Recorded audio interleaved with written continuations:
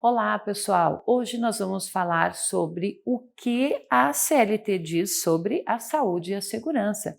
E conforme disposto na CLT sobre saúde e segurança no trabalho no Brasil, as empresas elas têm a obrigação de cumprir e fazer cumprir as normas de segurança do trabalho e também de instruir os empregados sobre a precaução para evitar acidentes. Aos empregados também cabe observar os requisitos das normas de segurança. Assim, todos têm aí a parcela de responsabilidade na prevenção. Ações preventivas em saúde e segurança do trabalho aumentam a produtividade.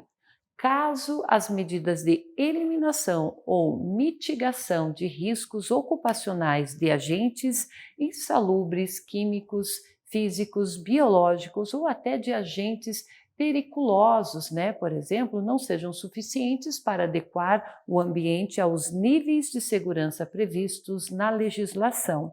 As empresas deverão pagar os empregados expostos à condição de risco o adicional da insalubridade e da periculosidade respectivo, ok? Bom, atividades perigosas e insalubres. Pessoal, são consideradas atividades perigosas aquelas em que o trabalhador tem contato com fatores de risco de acidentes, como os inflamáveis, explosivos, energia elétrica, radiação ionizante, exposição a roubos e outras violências físicas. Já atividades insalubres são as que expõem os empregados a ações, a agentes nocivos à saúde, assim como limites de tolerância fixados em razão da natureza e da intensidade do agente e do tempo de exposição aos seus efeitos.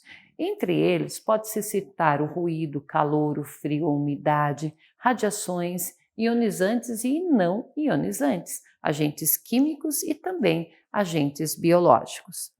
Vejam vocês que os constantes investimentos da indústria em segurança e também em saúde no trabalho reduzem ao longo dos anos aí o número de acidentes e também as doenças ocupacionais. E diante desse cenário, há serviços e há também programas para auxiliar as empresas a identificar as ameaças, implementar uma gestão de segurança e saúde do trabalho e atender às 36 normas reguladoras definidas pelo Ministério do Trabalho e Previdência Social e os requisitos legais do Ministério da Previdência e Saúde. Então, as empresas são classificadas quanto ao risco das atividades econômicas que se desempenham e o nível do risco de suas atividades, elas são proporcionais às características de produção de bens e serviços a cada ramo de atividade econômica. Então, conhecer os fatores de riscos no trabalho são muito mais comuns e é o primeiro passo aí para garantir ambientes seguros. Então, os colaboradores de cada ramo econômico estão diariamente expostos a riscos que podem ser de caráter físico, químico, biológico, ergonômico e também de acidente, Os riscos ocupacionais, eles devem ser devidamente gerenciados por meio da identificação, da classificação, priorização, prevenção e controle dos perigos. Esses perigos estão associados, por exemplo, a fontes geradoras de ruídos, de vibrações, de calor, levantamento de peso, queda por diferença de nível, queimaduras, entre outras possibilidades, certo? Veremos então aqui, pessoal, o EPC ou o EPI, a proteção coletiva e individual. Pessoal, por meio do inventário de riscos ocupacionais previstos, é possível descobrir aí quais os locais de trabalho exigem aí o uso de equipamentos de proteção. A elaboração do inventário é fundamental para que os riscos ocupacionais eles sejam corretamente avaliados e controlados.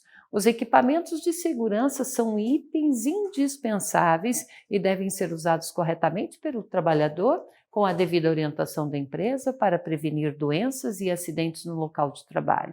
Então, a implementação de proteção ela é dividida seguindo essa ordem de prioridade. Então, equipamentos de proteção coletiva, EPC, medidas de controle administrativas ou organizacionais e equipamentos de proteção individual, que é o EPI, ambos com o objetivo de proteger o trabalhador de riscos ambientais. Eles são implementados, eles são sugeridos por profissionais da segurança do trabalho, certo? Os equipamentos de proteção coletiva são utilizados no ambiente de desenvolvimento de atividades para proteger todos os funcionários de algum risco inerente aos processos, ou seja, riscos que o conjunto está exposto. Sinalização, sensores de presença, sistema de ventilação e exaustão, sistema de iluminação de emergência, entre outros, né? São aí exemplos de medidas coletivas tomadas para diminuição, né, de algum risco de um grupo de funcionários de uma empresa. Uma vez realizados, os efeitos eles são válidos para várias pessoas por um determinado tempo e geralmente longos períodos, né, com necessidade de manutenção preventiva até que seja necessária a manutenção corretiva ou então a implementação de novas medidas.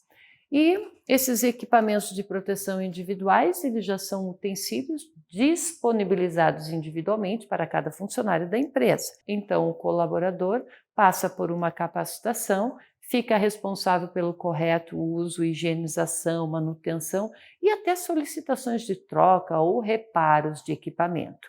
Utilizar esses equipamentos se faz necessário quando não é possível tomar medidas que permitem eliminar completamente os riscos do ambiente em que a atividade é desempenhada ou está envolvida.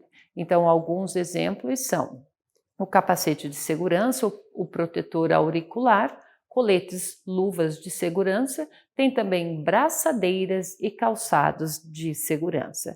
Eu espero que você tenha gostado da nossa aula, não é mesmo? E não esqueça de se inscrever no nosso canal e nos seguir ali nas redes sociais. Muito bem, por hoje é só, pessoal, e até mais.